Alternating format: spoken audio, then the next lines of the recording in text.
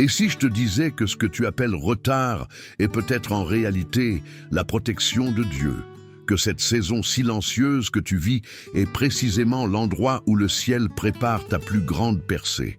On nous a appris à croire que si les choses n'avancent pas, c'est qu'il y a un problème. Mais la Bible enseigne le contraire. Souvent, c'est dans le calme, l'attente et l'incompréhension que Dieu agit avec le plus de puissance.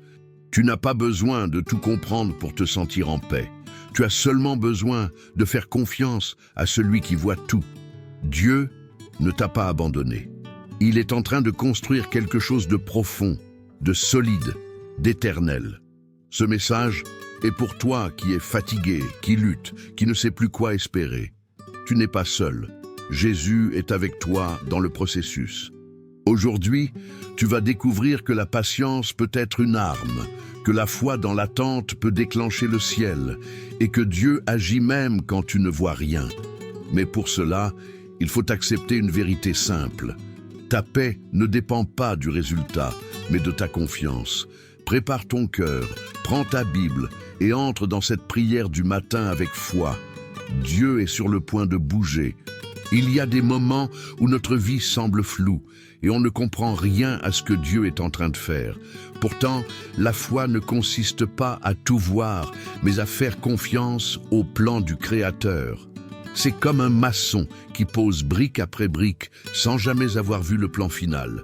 Il continue quand même parce qu'il sait que l'architecte a une vision parfaite.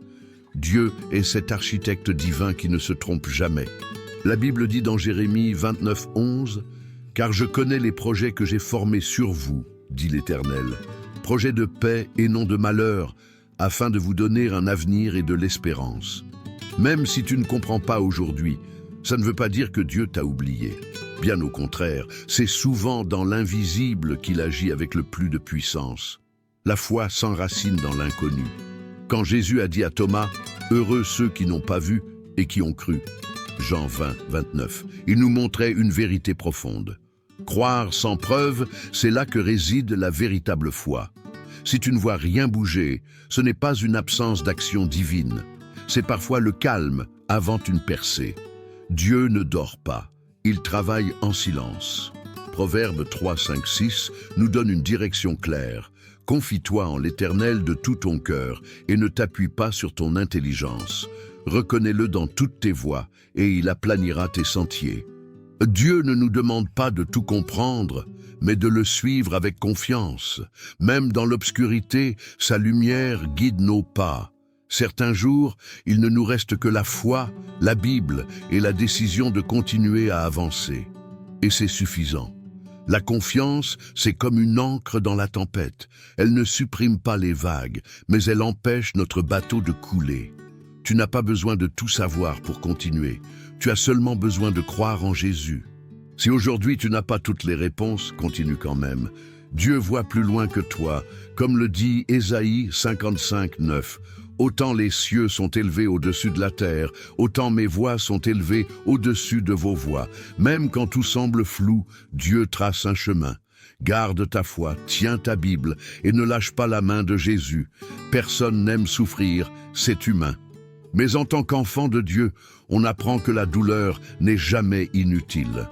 Le silence, les retards, les larmes, tout cela fait partie d'un plan plus grand. Dieu ne gaspille aucune saison de ta vie. Il utilise même les moments les plus durs pour te former, te purifier, te élever. Dans Romains 5, 3, 4, la Bible dit « Nous nous glorifions même des afflictions, sachant que l'affliction produit la persévérance. La persévérance, la victoire dans l'épreuve, et cette victoire, l'espérance. » Ce n'est pas qu'un verset joli à entendre. C'est une vérité vécue. Le processus forge le caractère, et Dieu veut des fils et des filles solides. Souvent, quand Dieu se tait, c'est qu'il travaille en profondeur. C'est dans le désert que Moïse a été préparé. C'est dans la prison que Joseph a été formé pour gouverner. C'est dans l'isolement que David a appris à faire confiance. Ce que tu vis aujourd'hui n'est pas une punition, c'est une préparation. Ta foi n'est pas en train de mourir, elle est en train de mûrir. Jésus lui-même a appris l'obéissance parce qu'il a souffert. Hébreux 5, 8. Si même le Fils de Dieu est passé par le feu, pourquoi penserions-nous être exemptés du processus? La douleur n'est pas un obstacle, c'est une opportunité, une étape indispensable dans la marche avec Dieu. Le feu révèle ce qui est authentique, et Dieu cherche des cœurs vrais. Il y a des saisons où tu pries, mais Dieu semble loin. Ce n'est pas parce qu'il t'ignore, mais parce qu'il veut t'enseigner à marcher par la foi et non par la vue. Il veut que tu apprennes à lui faire confiance, même quand tout crie le contraire. Et dans cette tension, quelque chose d'éternel est en train de naître en toi. C'est là que ton appel se forme. Tu traverses peut-être un moment douloureux maintenant, mais sache que Dieu n'a pas perdu le contrôle. Comme l'or dans le feu, ta foi est en train d'être purifiée. 1 Pierre 1, 6, 7. Tiens bon, continue de prier, de croire, de t'accrocher à Jésus. Ce n'est pas la fin. C'est une étape vers ce que Dieu a préparé. Et ce qu'il prépare est toujours meilleur que ce qu'on imagine. Attendre sans savoir quand ni comment, c'est une des plus grandes épreuves de la foi. Mais la Bible ne cache pas cette réalité. Elle nous montre que ceux qui ont marché avec Dieu ont tous appris à attendre. L'attente, quand elle est vécue dans la foi, n'est pas une perte de temps. C'est un terrain fertile. C'est là que Dieu construit en nous ce que la rapidité ne peut produire. Regarde ce que dit Michée 7, 7. Pour moi, je regarderai vers l'Éternel. Je mettrai mon espérance dans le Dieu de mon salut. Mon Dieu m'exaucera. Voilà une position de cœur. Ce n'est pas une attente passive, mais une attente active, remplie de foi et d'espérance. Même dans le silence, Dieu est à l'œuvre. Il voit chaque minute, chaque larme. Dans Luc 8, on lit l'histoire de Jaïrus, ce père désespéré qui avait besoin d'un miracle pour sa fille mourante. Jésus a accepté d'aller, mais sur le chemin, il s'est arrêté pour guérir une autre femme. Ce retard a été un test. Et quand la nouvelle de la mort de sa fille est arrivée, Jésus lui dit « Ne crains pas, crois seulement, et elle sera sauvée. » Luc 8, 50. Ce passage est une leçon puissante. Ce que les hommes appellent « trop tard », Dieu l'appelle « maintenant ». Dieu n'est jamais en retard. Il vient au bon moment, toujours. Et si parfois il attend, c'est pour manifester sa gloire d'une manière que personne n'aurait imaginée. Son calendrier n'est pas le nôtre, et sa sagesse dépasse toute logique humaine. L'attente produit quelque chose en nous. Elle émonde notre foi. Elle sépare le superficiel de l'essentiel. Et c'est dans cette tension entre la promesse et sa réalisation que notre confiance en Dieu se solidifie. Ceux qui persévèrent dans la foi découvrent une profondeur avec Dieu que peu de gens atteignent. L'attente devient alors un lieu de rencontre divine. Si tu es dans l'attente d'un miracle, d'une réponse ou d'une direction, ne baisse pas les bras. Relis Michée 7, 7. Tiens-toi dans la foi, même quand tout semble figé. Jésus est en route. Et quand il arrive, il change tout. Continue de croire, même si tu ne vois rien, parce que ta foi attire le mouvement de Dieu plus que tes yeux ne peuvent l'imaginer. Quand une porte se ferme devant toi, ton cœur peut se briser. Mais ce que tu vois comme un échec, Dieu peut l'utiliser comme une protection. On pense souvent que les retards sont des malédictions, alors qu'ils sont parfois des bénédictions cachées. Dieu voit ce que tu ne vois pas. Il te garde de pièges dont tu n'as même pas conscience. La Bible nous montre à maintes reprises que ce qui semble être un obstacle peut en fait être un abri. Rappelle-toi de Paul qui voulait prêcher en Asie, mais l'Esprit de Jésus ne le permit pas. Actes 16, 6, 7. Ce refus n'était pas un rejet, mais une redirection. Dieu l'envoyait vers la Macédoine pour une œuvre plus grande. Derrière le nom de Dieu, il y avait un oui céleste. Quand Dieu dit « pas maintenant », ce n'est jamais pour te punir. C'est pour te préparer. Les retards nous humilient, nous enseignent, nous ancrent dans la foi. C'est dans ces moments-là que l'on apprend à écouter, à dépendre vraiment de Dieu. L'homme impatient force les choses, mais celui qui fait confiance à Dieu attend avec paix. Il y a des batailles que Dieu évite pour toi sans que tu le saches. Exode 13, 17 dit que Dieu n'a pas fait passer le peuple par le chemin le plus court, car ils auraient pu se décourager en voyant la guerre. Dieu connaît ton niveau de foi et ton seuil de résistance. S'il prolonge le chemin, c'est parce qu'il veut que tu arrives prêt à la destination. Dieu ne t'abandonne pas dans les détours, il te façonne. Il utilise chaque obstacle comme une brique pour construire ton futur. Ce n'est pas parce que ça prend du temps que c'est fini. Au contraire, les plus belles œuvres prennent du temps. Chaque étape que Dieu permet a un sens, même si pour l'instant, tu ne le comprends pas. Si tu vis des retards ou que tu frappes à des portes fermées, ne perds pas la foi. Peut-être que Dieu te protège d'un mal que tu ne vois pas. Garde ta Bible près de ton cœur, reste connecté à Jésus et avance un jour à la fois. Ce que tu crois être une perte de temps peut être la grâce de Dieu qui prépare ton plus grand témoignage. On pense souvent que faire confiance, c'est ressentir quelque chose de paisible, de réconfortant. Mais la vérité, c'est que la confiance en Dieu n'est pas une émotion douce, c'est une décision radicale. Il y a des jours où tu ne ressens rien, où tout semble flou. Pourtant, tu peux choisir de croire, de rester ferme, de déclarer que Dieu est fidèle.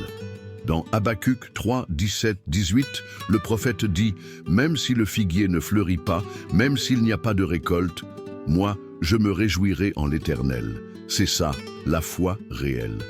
Ce n'est pas une foi basée sur ce que je ressens ou ce que je vois, mais sur qui Dieu est, une confiance inébranlable dans un Dieu immuable. Jésus ne change pas selon nos saisons.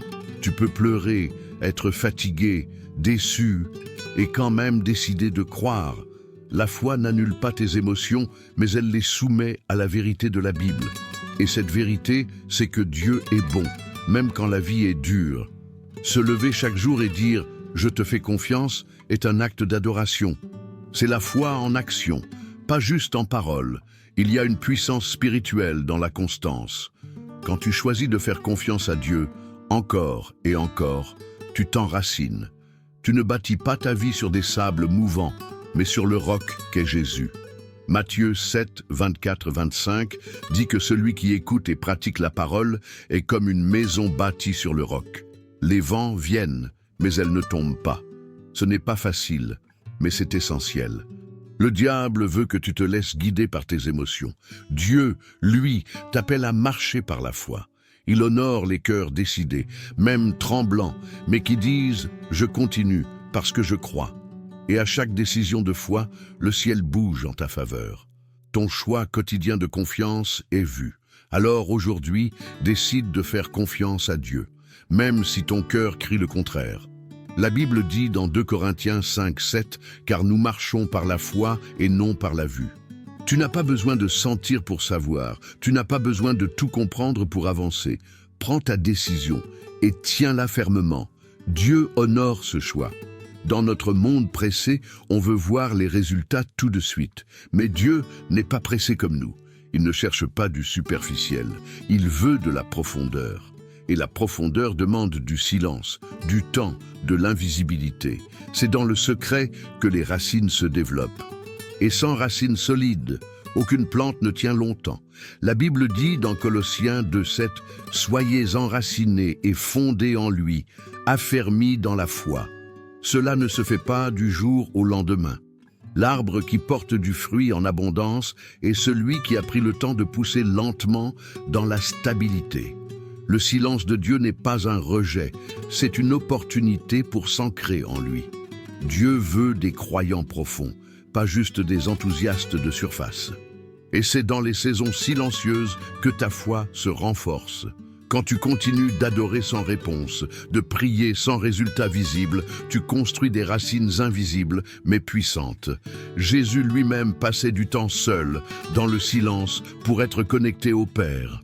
Ce que tu vis dans le secret est souvent plus important que ce que les autres voient. C'est dans la solitude, dans les entretemps, que Dieu travaille ton cœur. Psaume 1:3 parle de celui qui médite la parole jour et nuit. Il est comme un arbre planté près d'un courant d'eau qui donne son fruit en sa saison. Tu n'es pas oublié, tu es planté. Et planter, ce n'est pas abandonner, c'est préparer. C'est caché pour un temps afin de porter plus tard quelque chose de glorieux. Le silence n'est pas vide, Il est plein de Dieu. C'est dans ce silence que ton âme apprend à dépendre non des résultats, mais de sa présence seule. Voilà le vrai fondement d'une vie solide. Si tu es dans un moment silencieux, ne t'inquiète pas, garde ta Bible ouverte, ton cœur humble et reste près de Jésus. Ce silence peut être exactement ce dont tu as besoin pour grandir en profondeur. N'attends pas les applaudissements visibles, les racines profondes sont toujours cachées. Mais ce que Dieu fait dans l'invisible portera du fruit devant tous. Il est facile de croire quand tout va bien, quand les prières reçoivent des réponses rapides. Mais la vraie foi se révèle quand rien ne bouge et que tu choisis quand même de rester fidèle. Dans la Bible, Dieu met en lumière ceux qui ont persévéré sans reconnaissance immédiate. Ce n'est pas le bruit de leur foi, mais sa constance qui a touché le cœur divin. Regarde Cornélius dans Acte 10. C'était un homme pieux, généreux, mais il n'était même pas juif. Pourtant, Dieu a dit à travers l'ange, « Tes prières et tes aumônes sont montées devant Dieu et il s'en est souvenu. » Il priait sans réponse visible, mais il ne s'arrêtait pas. Et un jour, le ciel s'est ouvert et sa maison a été visitée par Dieu lui-même. Les disciples aussi ont attendu. Après l'ascension de Jésus, ils ont passé des jours enfermés, priant ensemble, sans savoir ce qui allait se passer. Et au bon moment, le Saint-Esprit est descendu. Acte 2. Ce n'est pas leur puissance qui a déclenché la visitation divine, mais leur persévérance. Leur foi silencieuse a été entendue dans le ciel. On veut souvent voir le fruit avant de continuer. Mais Dieu cherche des croyants qui persistent sans voir. Hébreux 11 est rempli de noms qui ont cru toute leur vie sans recevoir toutes les promesses, mais qui ont gardé la foi. Leur exemple n'est pas juste historique, il est prophétique. Il nous montre le chemin de la foi constante. Quand tu pries et que personne ne le voit, quand tu pardonnes sans retour, quand tu donnes sans être remercié, Dieu voit. La foi qui se vit dans l'ombre a une récompense éternelle. Et souvent, ceux qui changent le plus le monde sont ceux qui sont restés fidèles dans le secret. Jésus voit chaque geste, chaque pensée, chaque sacrifice de foi. Si tu persévères sans reconnaissance, ne t'arrête pas. Continue de lire ta Bible, de marcher avec Jésus, de croire même sans résultat. Galates 6, 9 dit « Ne nous lassons pas de faire le bien, car nous moissonnerons au temps convenable si nous ne nous relâchons pas. » Ce que tu fais dans la foi construit l'éternité, même si aujourd'hui tu ne le vois pas. Trop souvent, on base notre confiance sur les résultats. Si ça marche, on dit que Dieu est bon. Si ça bloque, on doute. Mais la vraie confiance ne dépend pas des circonstances, elle repose sur qui Dieu est. Il est fidèle, même quand la situation est instable. Il est présent, même quand tu ne ressens rien. Jésus est ton rocher, pas tes résultats. Dans Hébreux 13, 8, la Bible affirme « Jésus-Christ est le même hier, aujourd'hui et éternellement ». Cela veut dire que même quand ta vie change, lui ne change pas. Tu peux perdre un emploi, une relation, un projet, mais tu ne perdras jamais Jésus. Ta foi ne doit pas dépendre de ce qui arrive ou non, mais de la nature immuable de ton Dieu. Quand Pierre a marché sur l'eau, il a commencé à couler, non pas parce que Jésus avait changé, mais parce qu'il a regardé aux vagues. Matthieu 14, 30. C'est exactement ce que le diable veut, te distraire avec les circonstances pour que tu oublies qui est dans le bateau. Mais Jésus est là. Il n'a jamais cessé de t'aimer, de te soutenir. La confiance, ce n'est pas nier les réalités, c'est les affronter avec la vérité de la parole. C'est dire « Je ne comprends pas tout, mais je sais que Dieu est avec moi. » Ésaïe 26, 3 dit « À celui qui est ferme dans ses sentiments, tu assures la paix, parce qu'il se confie en toi. Ta paix ne vient pas de ce que tu vois, mais de celui en qui tu crois. » Plus tu ancres ta foi en Dieu et non dans les résultats, plus tu avances avec stabilité. Les émotions varient, les saisons changent, mais Dieu reste Dieu. Et quand tu l'adores même sans victoire visible, tu déclares au monde spirituel que ton fondement est solide. Cette foi-là secoue le ciel, elle fait trembler l'enfer et attire la faveur divine. Si tu es fatigué d'attendre des résultats, recentre-toi sur Dieu lui-même. Il est ton refuge, ta force, ta paix, ton espérance. Psaume 62, 6 dit « Il est mon rocher et mon salut, ma forteresse, je ne chancelle pas. » Appuie-toi sur Jésus et non sur ce que tu espères voir.